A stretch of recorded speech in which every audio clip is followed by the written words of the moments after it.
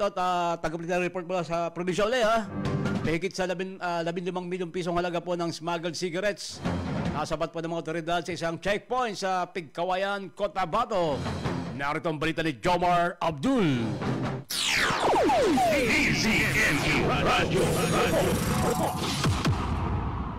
Kuyang Anti, nasabat ng mga otoridad ang nasa mahigit 15 milyong pesos na halaga ng mga smuggled cigarette sa checkpoint sa bahagi ng Panatan sa bayan ng Pigkawayan, North Cotabato kahapon Setyembre 4 ng taong 2025 sa pinagsanib na operasyon ng 1203rd Maneuvering Company ng RMP-12 at ng Bureau of Customs o BOC. Nasabat ang dalawang malalaking sasakyan na naglalaman ng mga undocumented na sigarilyo at Berlin.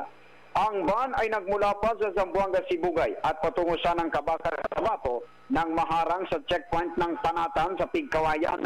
Ayon sa mga otoridad, ang mabilisang pagkilos ay nagbunga ng pagkakakumpiska sa mga nasabing kontrabando.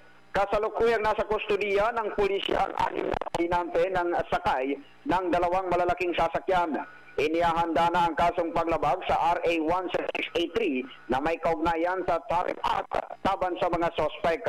Ang Bureau of Customs ay nagsasagawa na rin ng investigasyon upang matukoy ang mga taong nasa likod ng smuggling operation na ito.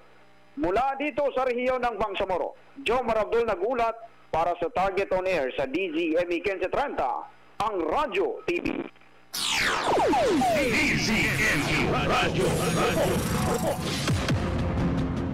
Maraming salamat kay Jomar Abdul. Ang layo ng lugar, no?